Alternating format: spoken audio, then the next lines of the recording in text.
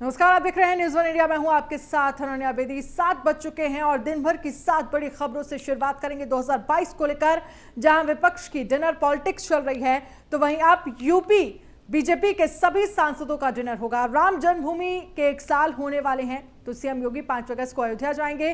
रोजगार की दिशा में सीएम योगी ने एक और कदम बढ़ाया है। धर्मांतरण पर हाईकोर्ट की चिंता जताई है। तो वहीं राजभर और बीजेपी प्रदेश अध्यक्ष स्वतंत्र देव सिंह के बीच मुलाकात के बाद कई महीने निकाले जा रहे हैं। 5 अगस्त से सपा साइकिल यात्रा निकालने की तैयारी में है। कोरोना की तीसरी लहर के आहट के बीच प्रयागराज में डेल्टा वेरिएंट के 2 मामले सामने आए हैं। तो 7 बजे की 7 बड़ी खबरें।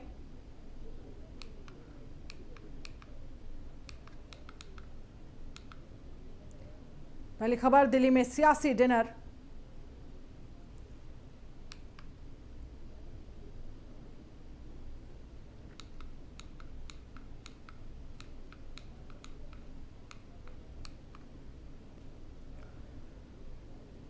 और बड़ी खबर आपको दिखा रहे हैं, यूपी के सांसदों की डिनर पॉलिटिक्स जारी। आज केंद्रीय मंत्री महेंद्र नाथ पांडे के घर पर बैठक होगी। यूपी बीजेपी के सभी सांसदों का होगा डिनर। यूपी से कई केंद्रीय मंत्री भी होंगे इस बैठक में शामिल। यूपी के डिप्टी सीएम केशव प्रसाद मौर्य भी इस बैठक में मौजूद रहेंगे। तो यूपी बीजेपी के सभी सांसद डिनर में होंगे। यूपी से कई केंद्रीय मंत्री भी बैठक में शामिल होंगे। तो यूपी के डिप्टी सीएम केशव प्रसाद मौर्य भी रहेंगे मौजूद। यूपी के सांसदों की डिनर पॉलिटिक्स जारी है। आज केंद्रीय मंत्री महेंद्र नाथ पांडे के घर पर बैठक होगी। यूपी बीजेपी के सभी सांसदों का डिनर यहां पर होगा।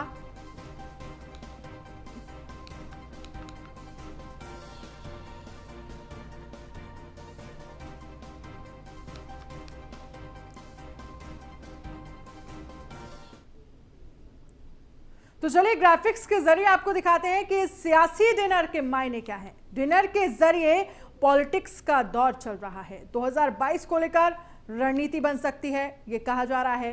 विपक्ष की रणनीति का काट निकाला जाएगा। विपक्ष भी डिनर के जरिए एकजुटता की तैयारी में है। राहुल गांधी ने विपक्ष को डिनर पर बुलाया था और उसी को देखते हुए यहां पर विपक्ष के डिनर की काट निकालने के लिए ये सियासी डिनर के जो तमाम मायने हैं वो अपने आप में बेहद खास नजर आ रहे हैं। लेकिन देखना ये होगा कि आखिरकार इस डिनर के जरिए क्या कुछ रणनीति बनाई जाती है। चाहे 2022 के विधानसभा चुनाव की बात करें कि आखिरकार कौन सी रणनीति, कौन से मुद्दे जो तमाम होंगे वो देखने वाली बात होगी। खबर है लखनऊ से, जहां पर सीएम योगी के मेगा वैक्सीनेशन अभियान का असर यूपी में ने कोरोना वैक्सीनेशन में देश में रचा इतिहास। 5 करोड़ से अधिक डोज देने वाला पहला राज्य बना है यूपी। 4 करोड़ से अधिक लोगों को लगे टीके की पहली डोज। आज करीब 20 लाख लोगों को लगाया गया है टीका। तो बड़ी खबर आपको दिखा रहे हैं, यूपी ने कोरोना वैक्सीनेशन में देश 5 करोड़ से अधिक डोज देने वाला यूपी पहला राज्य बन गया है। 4 करोड़ से अधिक लोगों को लगी है टीके की पहली डोज। आज करीब 20 लाख लोगों को टीका लगाया गया है। तो वैक्सीनेशन के मामले में भी यूपी नंबर 1। यूपी ने कोरोना वैक्सीनेशन में देश में रचा इतिहास। बड़ी खबर आपको दिखा रहे हैं, 5 करोड़ से अधिक डोज देने वाला पहला राज्य बना है यूपी। 4 करोड़ से अधिक लोगों को लगी है टीके की पहली डोज। आज करीब 20 लाख लोगों को लगाया गया टीका। तो वैक्सीनेशन के मामले में भी यूपी ने इतिहास रच दिया है।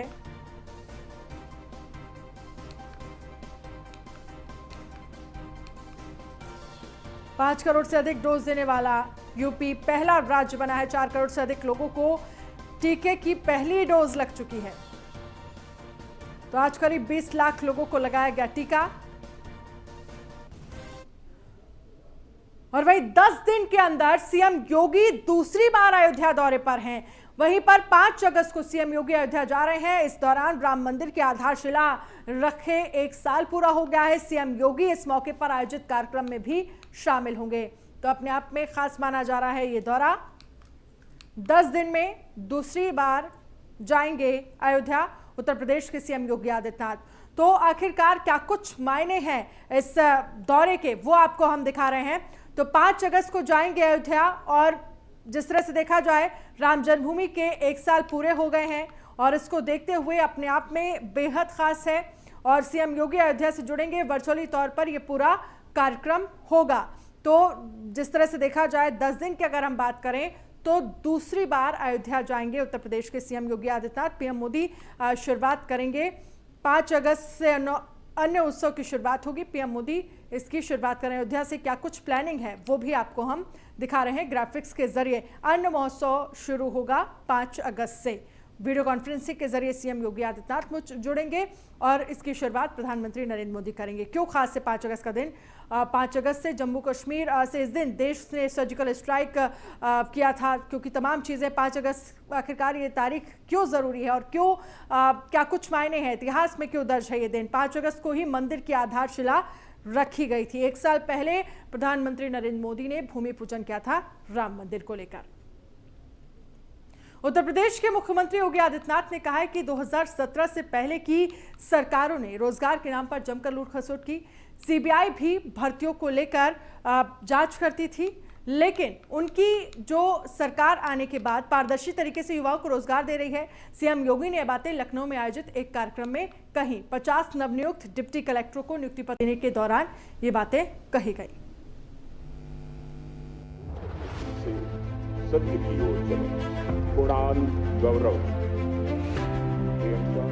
योगी सरकार का मिशन रोजगार जारी है। सीएम योगी आदित्यनाथ ने लखनऊ में आयोजित एक कार्यक्रम में 50 नवनियुक्त डिप्टी कलेक्टरों को नियुक्ति पत्र बांटे। ये अधिकारी राज्य लोक सेवा आयोग से चयनित 2019 बैच के पीसीएस अधिकारी हैं। इस मौके पर सीएम ने कहा कि उत्तर प्रदेश में सरकारी नौकरियों की भर्ती में 2017 के पहले भाई भतीजावाद हावी था। मामला कोर्ट तक भी पहुंच जाता था। युवाओं के सपनों को तोड़ा जाता था। बीजेपी सरकार आने के बाद पारदर्शी तरीके से भर्तियां होने लगी। उत्तर प्रदेश में सरकारी नौकरियों की प्रक्रिया 2017 के पहले कैसे कलंकित हो चुकी थी।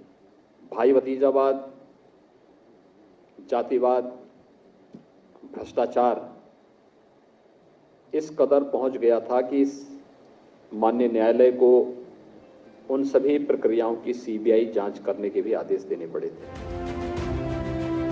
सीएम योगी आदित्यनाथ ने कहा कि उनकी सरकार ने 4 लाख से ज्यादा लोगों को नियुक्ति पत्र दिया है। मुख्यमंत्री योगी आदित्यनाथ ने पीसीएस अधिकारियों से कहा कि वो पहले दिन से ईमानदारी, पारदर्शिता और न्याय के संकल्प के साथ आगे बढ़े। हर व्यक्ति को न्याय मिलना चाहिए।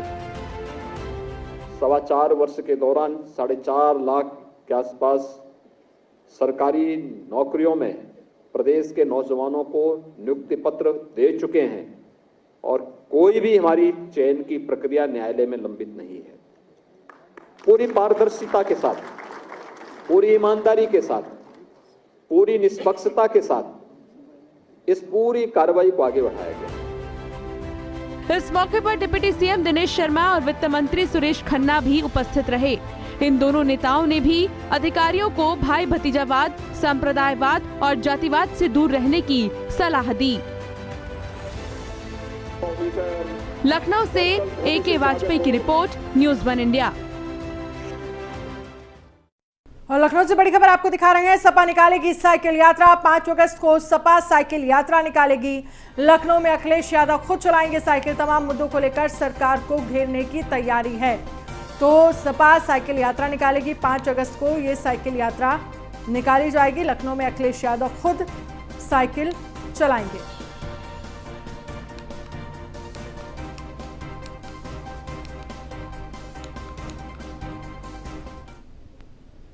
तो ग्राफिक्स के जरिए आपको दिखाते हैं कि अखिलेश की साइकिल यात्रा के क्या मायने हैं। 5 अगस्त को सपा अध्यक्ष अखिलेश यादव निकालेंगे यात्रा। यूपी की राजधानी लखनऊ में साइकिल यात्रा निकालेंगे। ये साइकिल यात्रा 5 से 10 किलोमीटर तक चलेगी। देश में बेलगाम महंगाई को लेकर निकाली जाएगी यात्रा।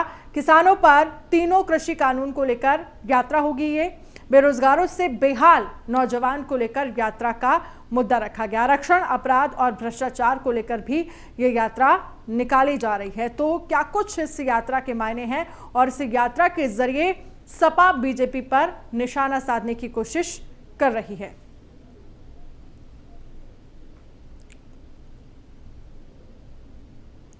तो अखिलेश साइकिल यात्रा के जरिए बीजेपी पर निशाना साधना चाहते हैं। तमाम मुद्दों को लेकर, महंगाई को लेकर,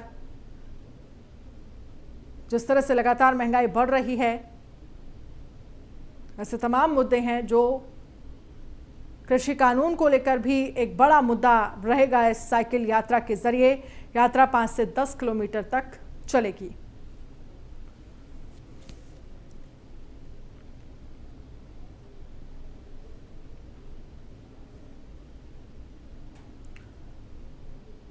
चुनावी दौर में यात्राओं का दौर भी जारी है। प्रदेश में कांग्रेस ने जाति कार्ड खेलते हुए कल से 2 दिन के लिए दलित स्वाभिमान यात्रा निकालने का फैसला किया है।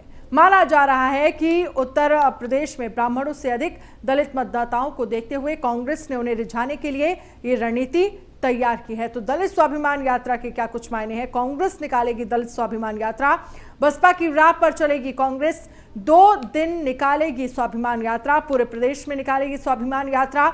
घर घर जाकर दलित परिवार से मिलेंगे, कांग्रेस के किए गए कामों को भी बताया जाएगा, हक और अधिकार के लिए जागरूक भी किया जाएगा। तो इस यात्रा के जरिए अब दलित वोट बैंक को रिझाने की कोशिश कांग्रेस कर रही है। खबर आपको दिखा रहे हैं, बसपा सुप्रीमो मायावती को गृह जनपद में बड़ा झटका। मायावती के 2 करीबी नेताओं ने बीएसपी छोड़ी है। पूर्व प्रभारी संजीव त्यागी ने पार्टी से इस्तीफा दिया है और रामशरण नागर एडवोकेट ने भी पार्टी से इस्तीफा दिया है।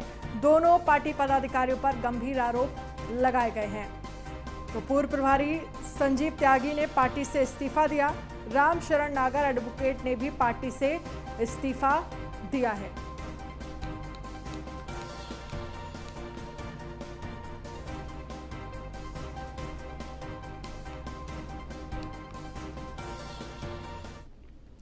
बुलंदशहर के टोल प्लाजा पर नरोरा पर बीजेपी चेयरमैन की गुंडाई सामने आई है। टोल मांगने पर चेयरमैन ने थप्पड़ मारा।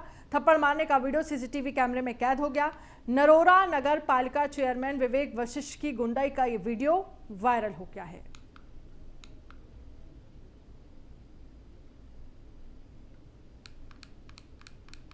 और खबर है सहारनपुर से, जहां पर सहारनपुर में से मामला सामने आया है। कुंड बैराज निशानदेही पर पुलिस ने प्रेमी ने प्रेमिका को दिया यमुना नदी में धक्का। बड़ी खबर आपको दिखा रहे हैं, सहारनपुर में प्रेमी ने प्रेमिका को दिया है यमुना नदी में धक्का।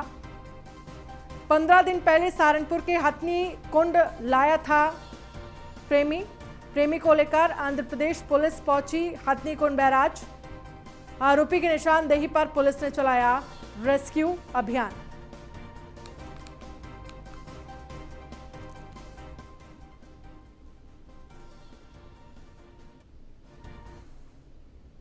जालौन में जमीन विवाद को लेकर 2 पक्षों में जमकर मारपीट हुई। इस दौरान एक पक्ष के लोगों ने पीएसी में तैनात जवान को जमकर पीटा। पीएसी का जवान छुट्टी लेकर मकान निर्माण कराने आया था। पुश्तैनी जमीन विवाद को लेकर 2 पक्षों में विवाद चला था। मारपीट का वीडियो सोशल मीडिया पर जमकर वायरल हुआ।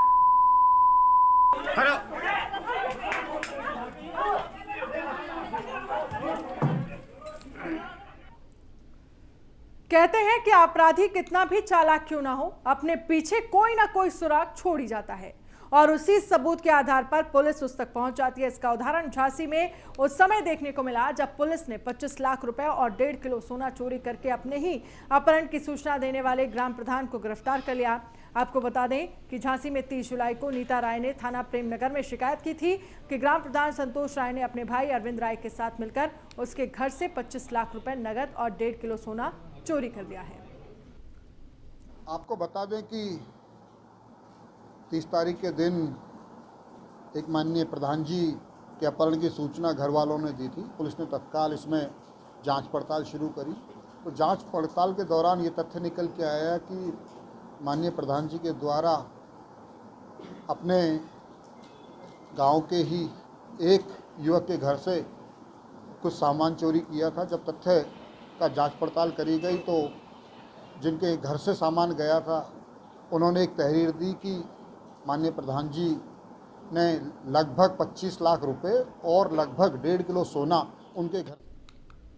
और वहीं हरदोई में आम आदमी पार्टी कार्यकर्ताओं ने पुलिस को एक ज्ञापन देते हुए बताया कि पार्टी के कार्यकर्ता लखनऊ से वापस आ रहे थे, तभी मंडी चौकी के पास पुलिस कर्मियों ने रोक लिया और उनके साथ अभद्रता की। कार्यकर्ताओं का आरोप है कि पुलिस ने शुभम कुमार और अरुण कुमार को पुलिस ने थाने में बंद कर दिया, जिन्हें छोड़ने के लिए पुलिसकर्मियों ने पैसे की मांग की है।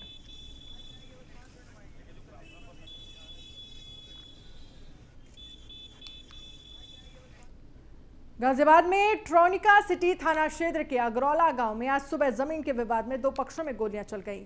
इसमें एक पक्ष के दो लोगों को गोली लगी है। दोनों का इलाज दिल्ली के जीटीबी हॉस्पिटल में चल रहा है। दोनों की हालत फिलहाल खतरे से बाहर बताई जा रही है। फिलहाल पुलिस मामले की जांच पड़ताल में जुट गई है।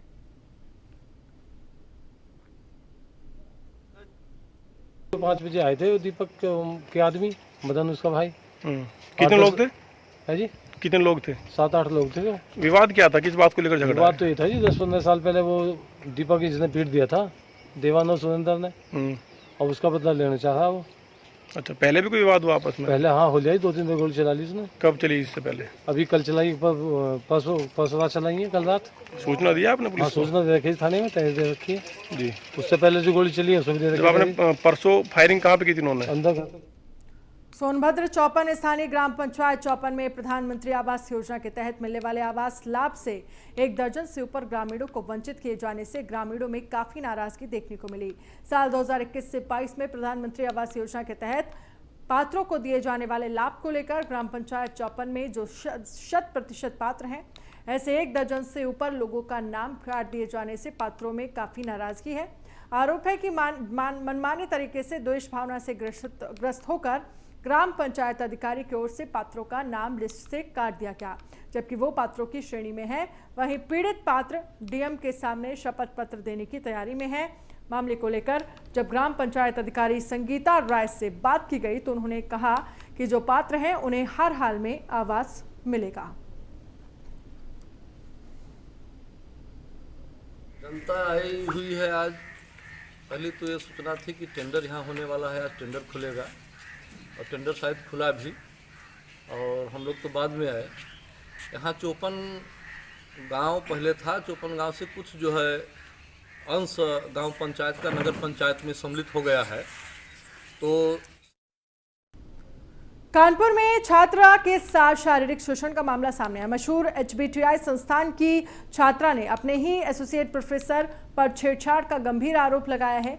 प्रथम वर्ष की MBA छात्रा ने एसोसिएट प्रोफेसर संजीव मिश्रा पर अश्लीलता और छेड़छाड़ का मामला थाने में दर्ज कराया है।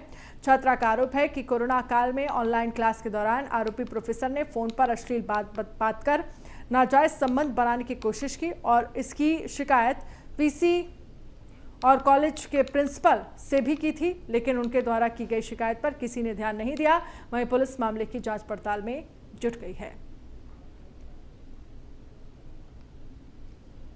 बुलेटिन में फिलहाल इतना ही। आप बने रहिए न्यूज़ 1 इंडिया के साथ। नमस्कार।